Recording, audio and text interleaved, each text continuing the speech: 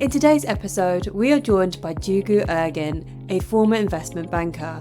Over the last decade, Duygu has been an advisor, mentor, and angel investor to startups.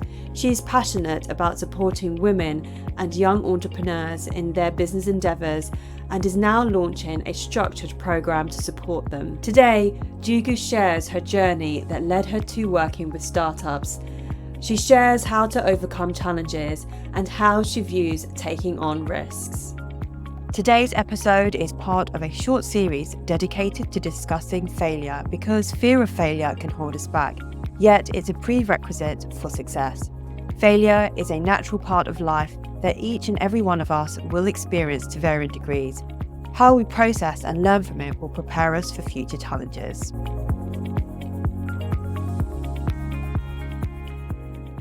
Welcome, Duygu. How are you? I'm good. Thank you for having me. I'm very well. How are you? I'm really well, and it's really nice having you with us. I was just saying that we previously did a She Founds live event with you, so it's nice to have you back. Thank you. So today we're talking a little bit about risk because this episode today is part of our series on failure. So let's get started. You spent over 2 decades in finance and now you are in the startup world. Tell us about your career and the point at which you decided to transition over to the startup ecosystem. All right. So, what I would like to do is instead of giving you the information by information, this is how I started, this is how I achieved, I'm going to tell my story to start with, which I believe is we're all connected to our stories. My story started before the career that very early age, I lost my dad. So I became a warrior in this world that is trying to support my family, trying to be achieving something, trying to find some sort of security for me and for my family before I started university. So I chosen finance and business management in Turkey in one of the prominent universities in Turkey. It was a Middle East Technical University. I studied 4 years of this degree, and then I moved to basically first the audit world. The Pricewaterhouse is my first employer. And while I was there, I found myself auditing banks and big financial institutions and projects like IFC's projects, World Bank projects, and everything. So I became more closer to the banking side. Funny enough, like after 2 years, I audited one of the Chase Manhattan Bank, one of the US banks, which was very popular by then. And I obviously made some friendship, connections, and everything. So now as a partner, one of my friends asked me, "Oh, Duygu, I'm just looking for a job. Can you just talk to them whether I have a chance to get into that bank?" And then it started that actually I asked a job for him, but they said, "No, we want you." So it all started that I started with the finance department there. I was very lucky. I'm really grateful. The bank sent me for a training program in New York. I spent time there. I lived there and then came back directly to Treasury Department. I found myself really dealing with all the funds, the interest rates, the equity, this and that. So this is how it started. And then I moved on to London office just to replicate the business model. In Istanbul, I became an early treasurer while I was working, and so it continued. The story evolved like that. But why is it important? Because I found myself basically in a male-dominant world, just coming from the origination of the story, just really taking risks, finding new opportunities, basically to one, I believe in myself that I can do it. Second, I wanted to try some new businesses, areas, world. And the third, I wasn't scared of any kind of male dominance. So basically, this is how it evolved. Years I worked as a manager, director, and managed teams, many people, many businesses. Then it came a day that I became a mom. I have twin boys, and it all affected my decision making and everything. So I decided after a while, after 6.5 years, where I just wanted to be with them, then I had to leave the business and do something on my own. And this is how I came across with the startup world. But initially, my instinct was to be able to help others, like women like myself, people like the warriors in this area, sharing what I learned. I stepped into the startup world first as an investor, angel investing, and then as an advisor. Now I'm doing many jobs like NED and this and that. I found myself in that area because one thing I realized after I left, that any corporate job becomes your identity at some point after a certain time, meaning that before you express yourself, you just express the identity of your corporation. In my case, it was JP Morgan. Before I introduce even myself, I say I am at JP Morgan. It's automatically open many doors without me even just pushing any. So probably it was, you can call it as a laziness or this and that, but I just realized, oh my God, the world out there is completely different, and people are really putting everything on there just to make it happen, especially the startup companies. This is how I started. On the other side of the table, the world was different. And I said, okay, I think it's my role just to share, give back my experience with others. It can be success or failure, whatever. It's the process, not the result for me. So basically, this is how I started, and I found myself in startup world. Amazing. And what is it that you do within the startup space? First, I got involved in few startups. How I chosen them, for me, it wasn't the only money or the profit, which is a very important factor. I shouldn't really omit that factor, but it's mainly the passion.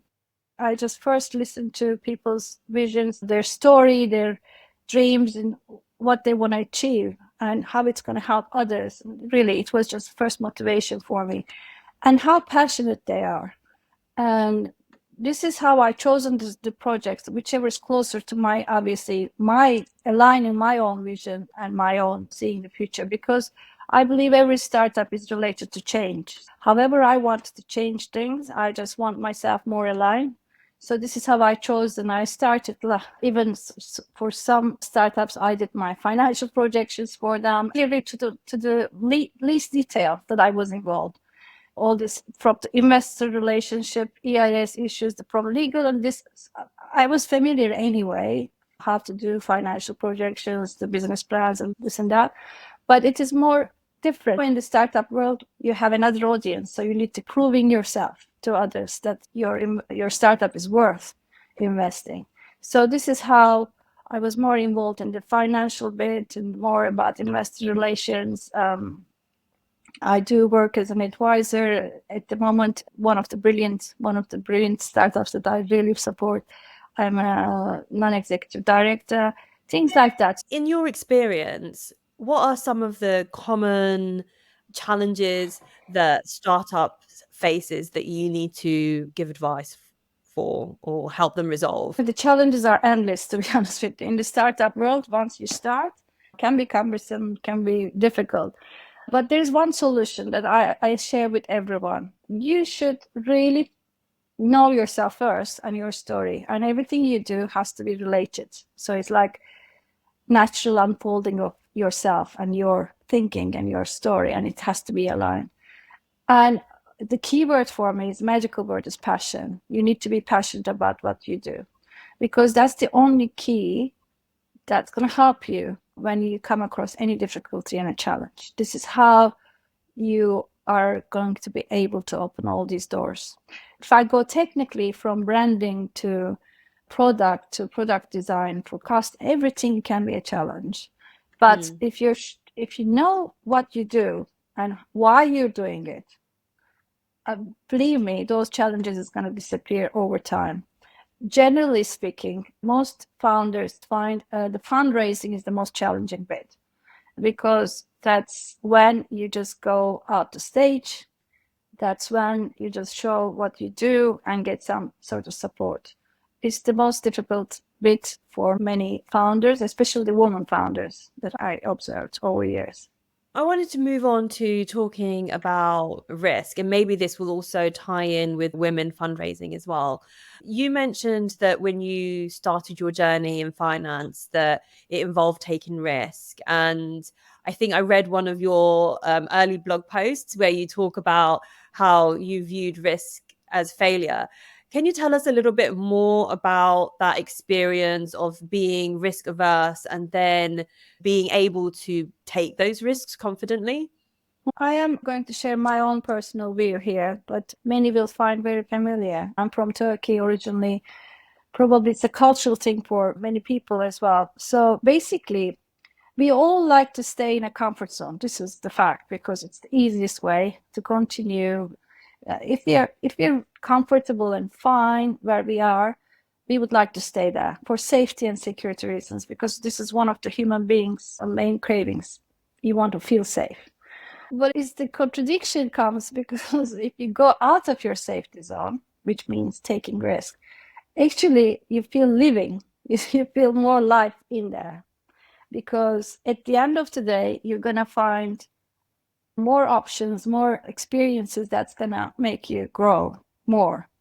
So in my culture, taking risk, if you fail, we all come across like a third party critic. So she couldn't do it or he couldn't do it kind of thing. It's a failure is the most preventing or the idea of failure. Oh, I'm going to take this, but if I fail, always puts block in front of us, which I don't agree because, yeah, you may fail, but if you succeed, like you would never know. And when you are growing older, and if you just go back and say, oh, I didn't try this, but if I tried and if I succeeded, that's, I think, most negative for you in terms of living is basically you need to change your mindset. So this is where I share the story. Maybe I should share it here, how my mindset changed over the years. Again, my risk taking earlier on was depending on I became a warrior because I lost my dad. So it's more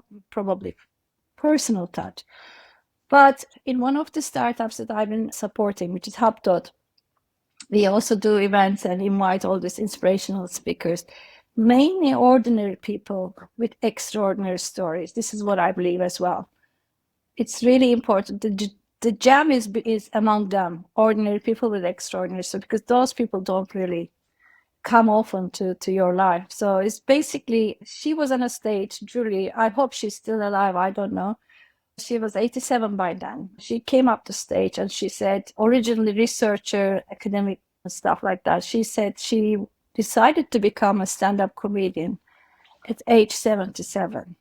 And she was really so enjoyable, funny, and everything at stage.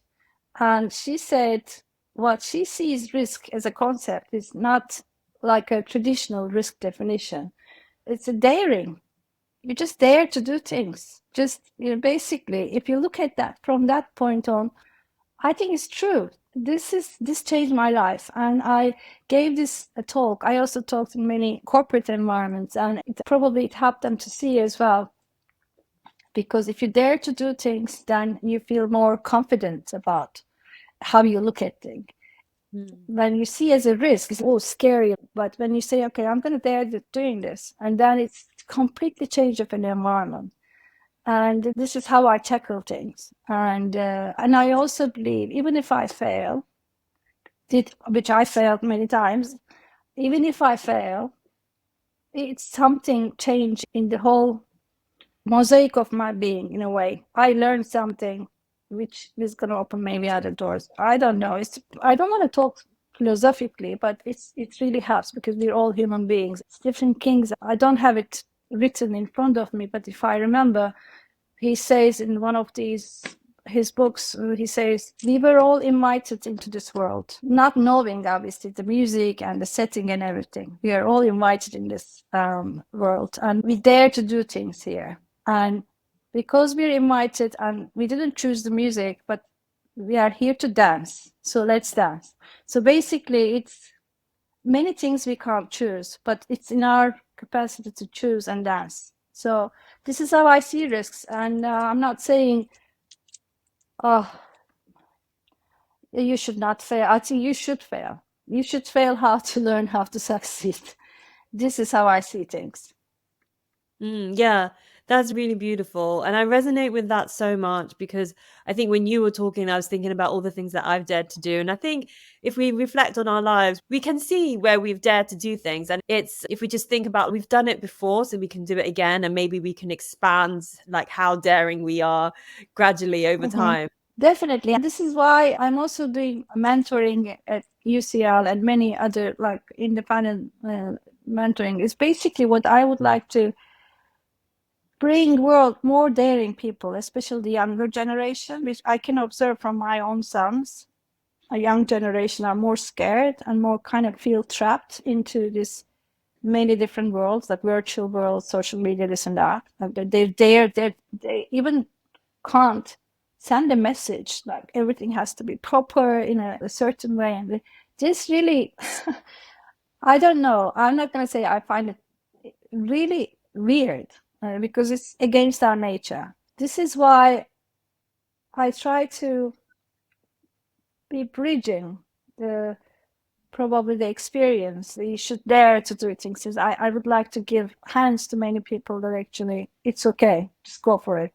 Hmm. And in this context, the mentorship is very important, in my opinion. Many people try to achieve many things on their own, but I guess we shouldn't be alone. We should be in, I don't know, networking groups. The mentorship really helps, especially I'm talking about the founders and startups or many young people who is daring to do their business at some stage. There are so many people available with information, with probably extra opinion, feedback, and everything. I think you should use them. I think maybe so our mentors can also show us that this risk that we have or fears that we have in our mind actually aren't true as well. I think. Well, it may well be true. The problem Mm, is, it's even it's true, it should not prevent you to, in your own way, at least at some point, you say you did your own way. It didn't work, maybe, but you mm, learned something. Maybe it's, I think it's being alive, really. mm. I can't see otherwise. But this is my own way of thinking, Yeah. obviously. Are you able to give us some examples of some daring founders that you're quite inspired by? Hmm. Yeah, one founder that I really find inspiring is the HubDot, the startup. So she's amazing woman. It's passion, as I told you. The most important thing is the passion. She hasn't given up. She never gives up. And no matter what, she continues. Over the years, yes, she was at the brink of failure many times. Maybe zero cash in here and or there. It doesn't matter.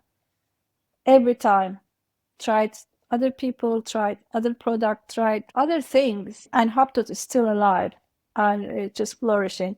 It's one of my inspiring moments that I see her. Every startup is more or less 7 to 12 years of a lifespan to continue to become more sustainable and just keep going. And over these years, there would be so many things that will affect your decision. Okay, I give up. I'm not going to continue. But at the end of the day, if it's your passion, really you make it happen. Whatever the way, thinking out of the box, try something other things, other ways, other products, this and that. But you stay there, and then help will come. We'll have to get her onto the this podcast so we can hear her story. It sounds like she's been through a really interesting journey. Yeah, sure. Her story is amazing. Mm. What inspires you particularly about helping women in this area? Yeah, I believe being a woman doesn't mean that you can't do any business or you're not involved in business. On the contrary, I think the business world need more women just to have better balance, to be honest with you. When you look at the corporate world, it's just the opposite because, oh, maybe at some point I was also one of them. Just you try to act like a man just to be successful in the area. From the start, we're all getting a really high level education, this and that. And at some point, we just leave the business world and we do nothing. And all this effort, energy, and everything is just wasted. at some point. And I find it quite saddening because women can achieve many things. I know they need to do multitasking thing. I know we need to raise family. So did I. And we have think life is more business. Yes, I agree with you. I agree with that saying, but I guess we can really manage it all. This is how our wiring is like that. We can really manage it. And it's important to also be a creators, and it's important to create something else like a business. And it really makes you feel more confident and more secure going forward, that also, and you just leave something behind you. Yes, of course, you have family, you have kids and this, but you're able to produce something. And if more and more people can produce different things, doesn't matter one way, in fact for me it has to be many different ways, then theoretically economy will be better, people's moods are going to be better, business will be much more balanced. It's not going to be like a cutthroat business and everything, as in many powerful businesses we see. So that's what I think. We need more women, and to sort things out, to solve the main issues, especially social issues, human issues, and this and that. So this is what I think. Earlier, I was reading an article about that perhaps one of the reasons why we don't see so many female entrepreneurs is due to the risk aversion that we have. Do you think there's a bit of what is the right word, contradiction, but like potentially there's two opposites there? We want women to become entrepreneurs so that we can have a diverse ecosystem, but at the same time women seem to be risk averse. Yes, we are our own blockers, really. This is why we need, other than role models, oh, the woman who succeeded or whatever. I believe just the contrary, because women get paralyzed. Instead of bringing all these big figures that, oh, I achieved this, I achieved that, I did that, I cut throat, and this and that, we need to see more ordinary people doing amazing stuff. This is why I support also help. It's because there are millions of people doing extraordinary stuff, but we don't know. We think the success is achieving this degree, becoming a CEO, whatever, C-suite. It's not that. It's basically women needs to understand being successful, if it is the issue in them, it is not that. It's anything that they do during the process of doing something good, whatever it is, for them or for society, for community, whatever it is. But it's time that we can make money while doing something good. It doesn't mean that women always have to give without getting anything. I think they can easily convert things into business, like conscious, loving businesses. And there's nothing wrong making money. It's also another thing with women, they hate money. Money somehow. It seems to be a guilt, like you feel guilty. Yes, exactly. I don't know why, but they feel money is dirty, or it's all associated with cutthroat stuff, or maybe that's the format we see through our education, through, again, cultural traits, and I don't know what, but nothing is true about that. And you can make money and you can do good, and nothing wrong with that. It's all about mindset. Yeah, definitely. I would like to leave some time for you to talk a little bit about your new projects that you're working on. Let's first start talking about a recent book that you've written, The Playbook for Entrepreneurship.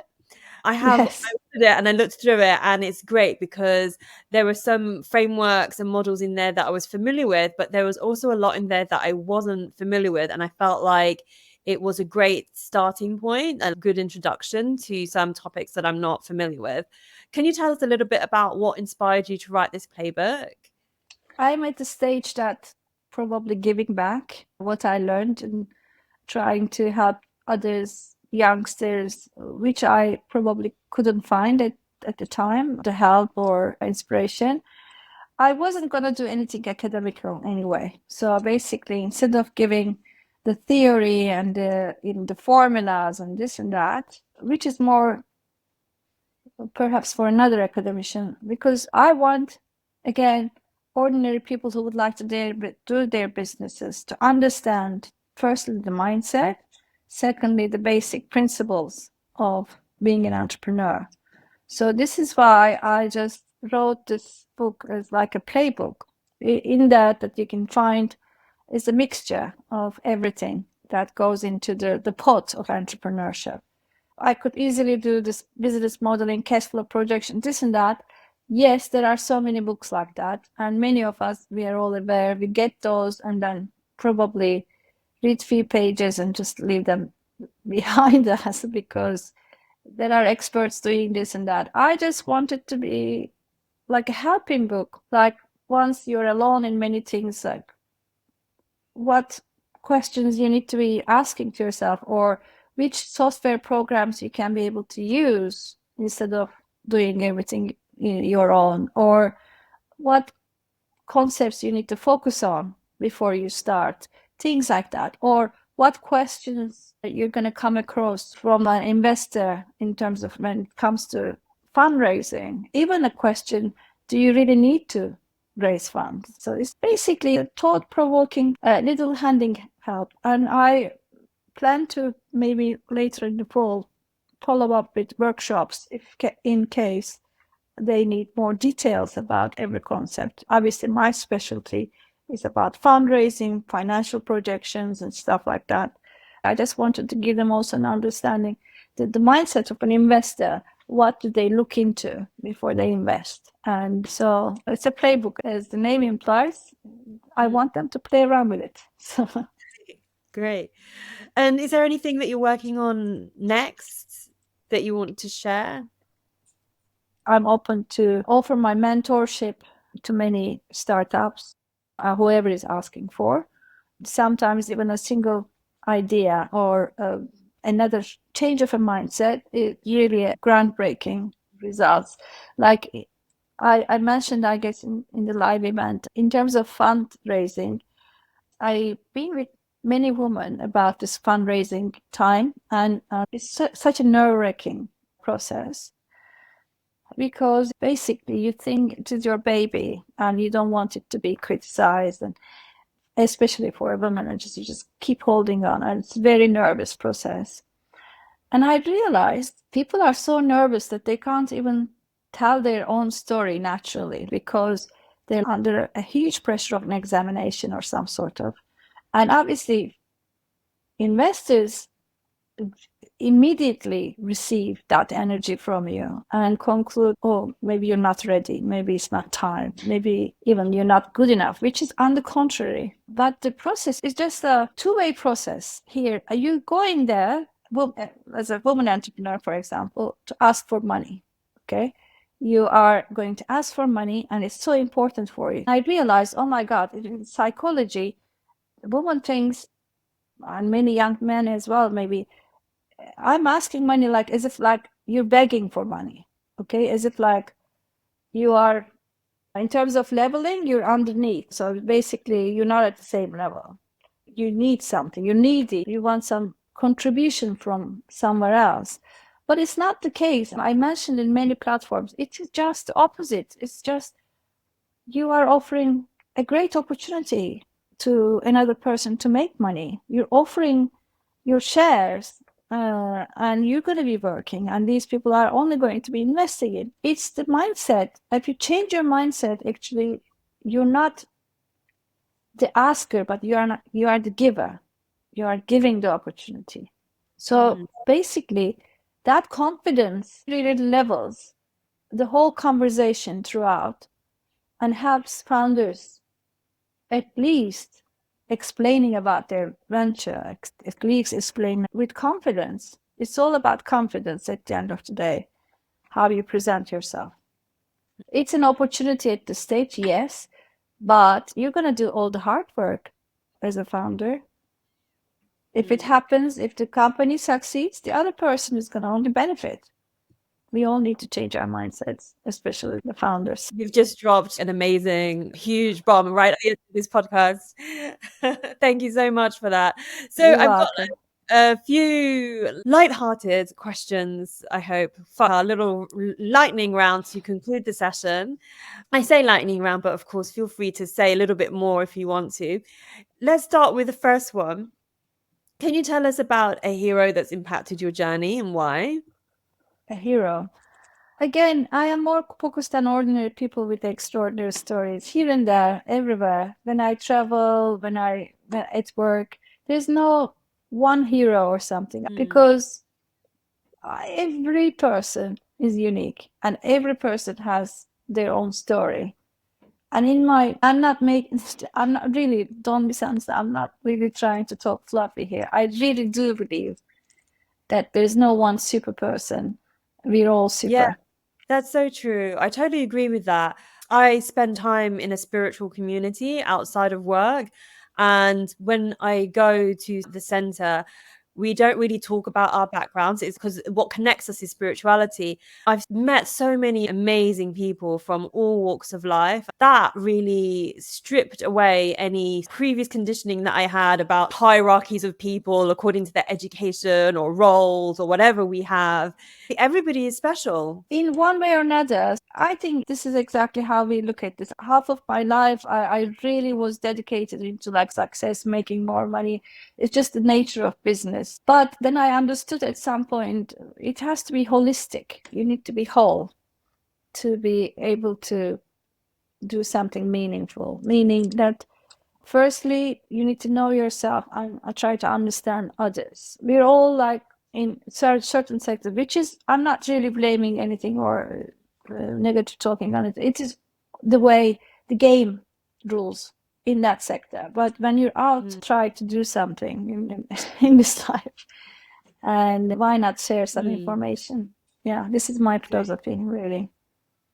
Are you able to share a podcast or a book or a blog that you listen to that might be helpful for people that are listening today? To tell you the truth, I read so many books, but from different genres, everything. Watch movies and stuff like that. Podcast, not really, one or two, but I'm afraid I can't be able to give you anything. Maybe later I'll share, and then you share with the community. The communities I support, one is HubDot, the other one is Goodstead, about volunteering community. And what they're doing is quite amazing. I would definitely recommend that.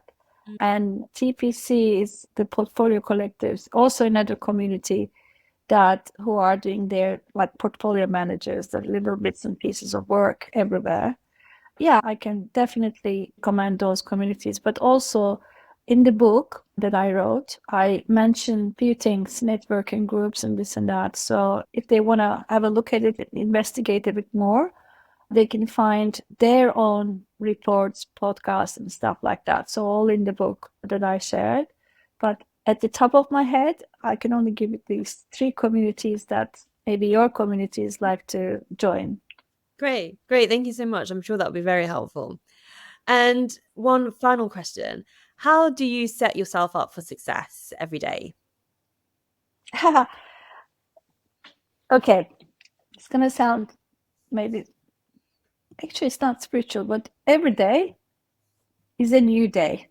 It's a new start. This is how I set myself for a success. Every day, it's hard, but every day I remind myself that I'm lucky.